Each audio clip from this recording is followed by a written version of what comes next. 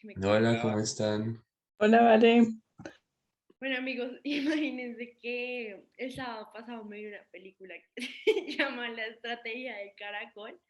eh, pues que tiene, o sea, en ella actúa Frank Ramírez y nosotros ya vimos como una película en la que él también actúa y pues me quedó interesando muchísimo el actor.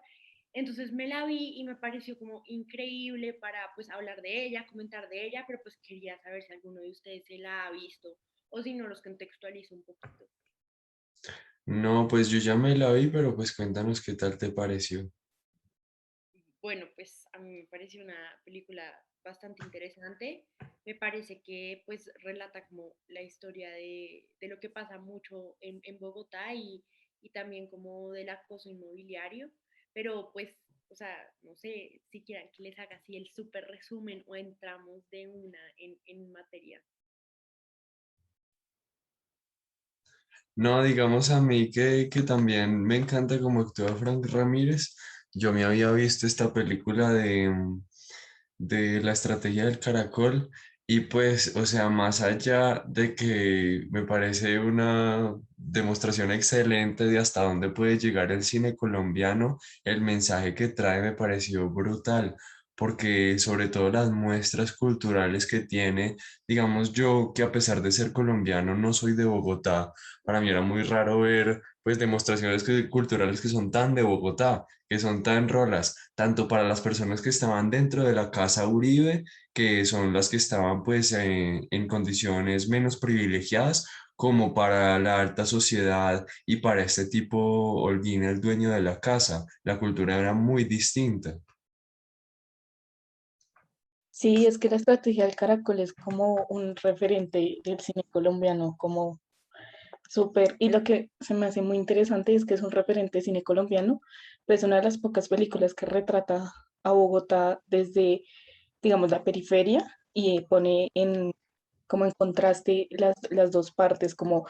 las élites económicas y políticas y la gente del común. Y yo creo que Sergio Cabrera, que es el director, hizo un excelente trabajo retratando eso,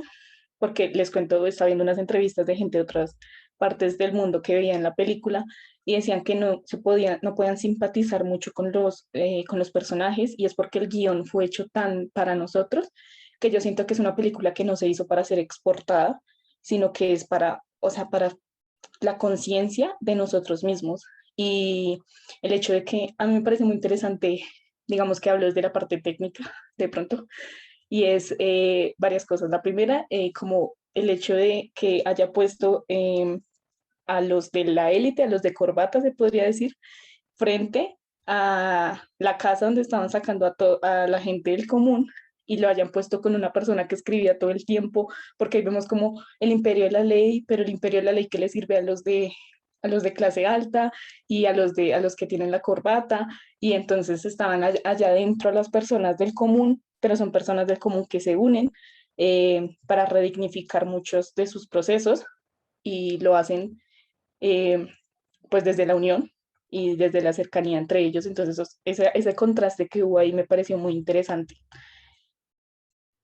No, pues hablando un poquito del imperio de la ley que lo mencionaba Dania, a mí algo que me pareció muy curioso es que al final, como de la película, como al final del día, ambas estrategias que se plantean en ella, que es como la primera, digamos, que se plantea que es como la vía legal y la segunda como todo este tema del ingenio que tiene el otro personaje, se terminan uniendo. Y eso es algo muy curioso porque siento que es algo que no sucede de pronto en todos los países, pero que sí se da mucho en Colombia, y es que nosotros no únicamente podemos seguir la vía legal, la vía jurídica, digamos lo que es legítimo en este país como para llegar como a un propósito determinado, sino que nosotros tenemos que tener un poco de eso que llamamos pues como acá como malicia indígena. Entonces es algo muy curioso porque siento que es algo que no se da como en todos lados y es algo que representa como perfectamente la película. Y como hablando como de todo esto que estamos hablando, me gustaría como plantear, como no la pregunta, pero preguntarles a ustedes qué opinan sobre la frase que cerraba la película, y es que al final del día todo es un tema de dignidad, como todo lo que se plantea en la película. ¿Qué opinan ustedes? Bueno, en lo personal, es una pregunta que a mí me quedó sonando al final de la película. No puedo negar que también me preguntaba, bueno, tanto trámite en que quedó, porque pues no se trata de que hayan ido a las mejores condiciones, ni tampoco que vinieran de ellas, y tampoco por el estilo como que fuera un gran avance. A mí también me queda la duda de, bueno, todo eso para qué. Pero pues creo que se trata sobre un proceso reivindicativo, sobre cuando lo ajeno parece propio y se forma como algo conocido que no lo quieren dejar ser como, por decirlo así, expropiado, como quitado de sus manos. Y pues hablando sobre las estrategias que ustedes mencionaban, me parece muy interesante esa rigidez burocrática, casi burlona, que aparece en medio de la estrategia, y es que cosas tan sencillas como cambiar la placa que dice cuál es la dirección exacta puede hacer que literalmente todo un trámite quede en blanco, quede suspendido. Y a ver, o sea, por un lado es como interesante ver que la ley es como tan constante, tan persistente, pero también ver cómo es tan fugaz y tan poco adaptable a este tipo de circunstancias. Ah, finalmente, pues, bueno, no finalmente, por ahora también me gustaría decir que la película me parece que refleja bastante bien lo que es la historia de Colombia en torno a la creciente y constante desigualdad. Hace unos días salió uno de los reportes que decía que Colombia, si no estoy mal, era el tercer país más desigual de la región, y me parece que eso lo refleja bastante bien la película, porque la brecha sociocultural y también pues económica es bastante alarmante, es increíble. Yo creo que la película intentaba reflejar eso, cuando eh, este empresario jugaba como deportes literalmente en su terraza, mientras los otros quitaban paredes para reconstruir una casa pues vuelta a nada. Sí, pues yo ahí como que quería hablar un poco de la ley y meter de pronto un poquito como estas ideas marxistas como del Estado. No necesariamente significa que acá yo sea como Che Guevara, ¿no? Pero sí me parece que hasta cierto punto la ley como un instrumento del Estado, pues no es un instrumento, de hecho yo diría que es gran parte del Estado, es utilizado mucho desde las clases políticas y creo que ayuda mucho a la lucha de clases, que hasta cierto punto se convierte en un lugar de escape para las élites políticas, porque todo está justificado en la ley, pero si es una ley que a ti te beneficia, entonces claramente, o sea, tú vas a estar de acuerdo con que todo se haga por medio de la ley, mientras que vemos que un anarquista, de hecho, es el que dice, no, no, no, no lo hagamos por la ley, porque por la ley no funciona. Y me pareció muy curioso como ver como que para las personas de la élite como que era muy fácil aplicar la ley, era mucho más fácil como no tener que caer en esto que decía, por ejemplo, Juanes, de unos como rodeos burocráticos, de hacer maromas mentales, pero para las personas de la casa Uribe, pues sí les tocaba, o sea, para el abogado de los, pues sí, de los representados,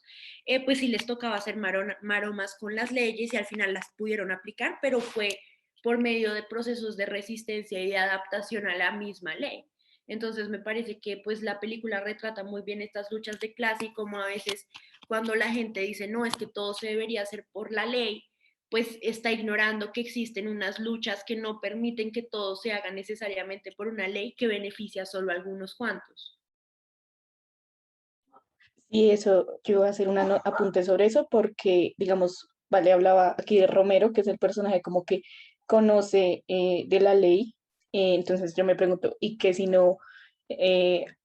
tuvieran este personaje de su lado? O sea, ¿qué hubiera pasado con este proceso? Pues la gente no hubiera conocido la ley y hubiera tenido que encontrar otros medios para llegar a eso. En cuanto a lo que preguntaron de la pregunta final, que fue el para qué todo esto, a mí me pasó el contrario, Juanes. Yo dije como o sea, muy push, porque de hecho Stanislao Zuleta hablaba de que si no son unidos, si cada uno vive su miseria fragmentado, que es algo que le pasa a Colombia mucho, de hecho, no se va a formar cultura y no van a haber procesos redignificantes. Entonces creo que la película retrata muy bien eso y yo siento que es un símbolo, yo leo mucho así el cine, perdón, pero yo siento que eso de que estuvieran desarmando la casa decía, era como un proceso de deconstrucción de lo que ya está establecido y que el hecho de que lo movieran y que se moviera a a la colina, que era donde antes estaba, pues no antes, pero digamos que también se mostraba como la casa del empresario este en una colina,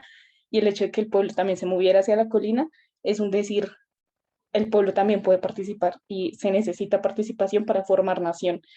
Eso también lo veo desde, digamos, aplicándolo a la clase, la materialidad y la inmaterialidad del Estado. Digamos que todos esos procesos de legitimación desde el interior, desde abajo, y no necesariamente desde las élites. Eso también lo vi mucho acá porque era el pueblo uniéndose para poder redignificarse. Entonces siento que desde esa perspectiva también lo podríamos leer.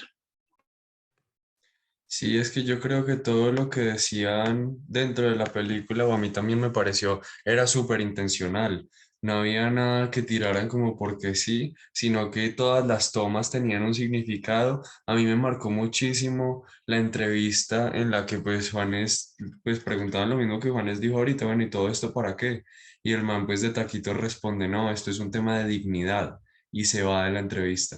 Y claro, o sea, es un tema de dignidad y es un proceso de resistencia. En la última toma, cuando muestran a todo el pueblo en la colina, con la misma vista que tenía el empresario desde la casa, y después van un poquito más atrás y muestran a la bandera de Colombia ondeando pues sobre Bogotá. Claro, o sea, puede que el Estado y el imperio de la ley, que no es lo mismo que el imperio de la justicia, estén de parte del Estado-nación y hagan parte del gobierno, pero eso no quiere decir que todos esos procesos de resistencia, en este caso resistencia de clases, pero también resistencia étnica, pues resistencia de género, no hagan parte de los procesos de construcción de nación, que no esté representado dentro del gobierno, que no esté representado dentro de esto, de este marco del Estado, que es el que manda la parada con todas las leyes, eso no quiere decir que la nación colombiana no los incluya. Sí, ahí yo creo que Tommy me robó un poquito la idea y es que ya que estamos hablando de todo este tema de la reivindicación y de la redignificación,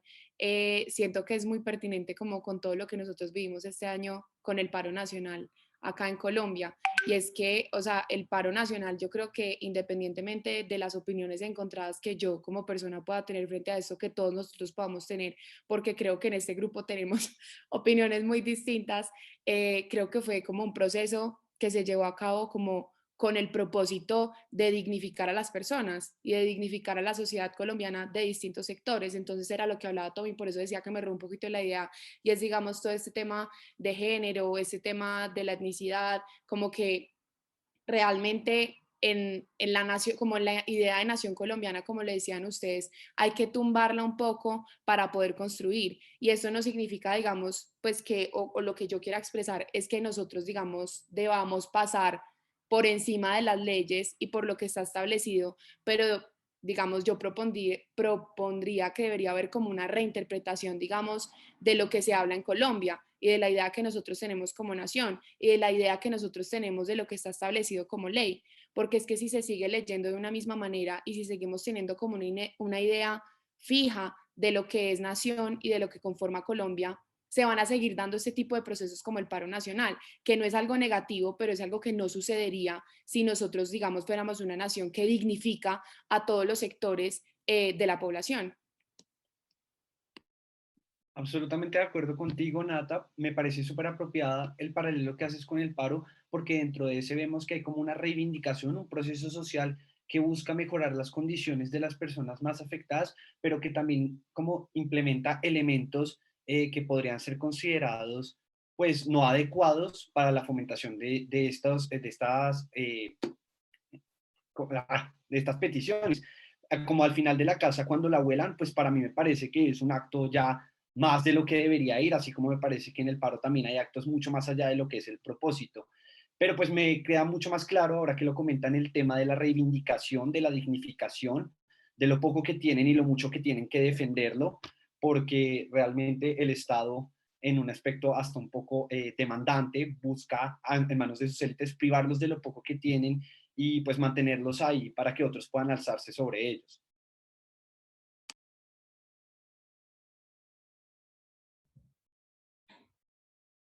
Bueno,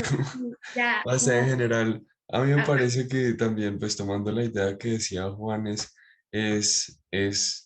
pues evidente que cada una de estas películas mostrando, digamos, desde la perspectiva del Estado, pero también desde la perspectiva del pueblo, la inequidad que hay en acceso a representación, en acceso a justicia, pero que ambas perspectivas son muy importantes cuando se va a analizar cuáles son las dinámicas, especialmente culturales, que se generan dentro de una nación. Entonces no quiere decir que,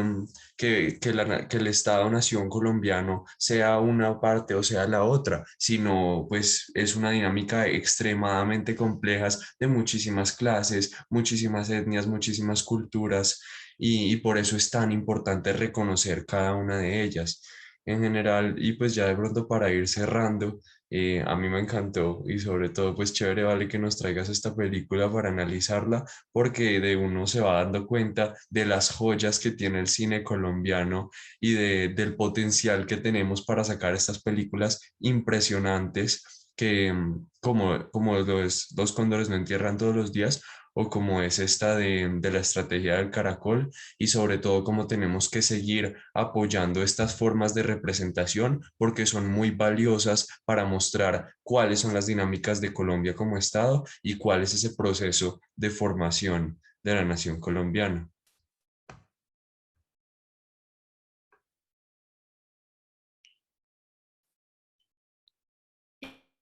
Bueno, y pues ya como para terminar, pues nada, yo solamente quería como decir que la película, pues más allá, siento que hasta cierto punto, si hay algo que le criticaría a la película es que creo que los procesos de resistencia que demuestra hasta cierto punto llegan a ser estereotipados con las actuaciones, y me parece que eso es como un poco como, como reinsertar ideas de como estos grupos discriminados como súper marcadas, y no me parece que sea lo mejor, pero pues más allá de eso me parece que sí está bien como eso de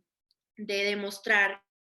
cómo son los procesos de resistencia dentro de la urbe, porque muy comúnmente por todo el conflicto armado, pues se muestra cómo es en las zonas rurales, pero nunca, siento que nunca se había mostrado tanto en la urbe. Entonces me parece como una buena iniciativa que esta película lo haga, y creo que Dania tiene una recomendación de película para nosotros al respecto.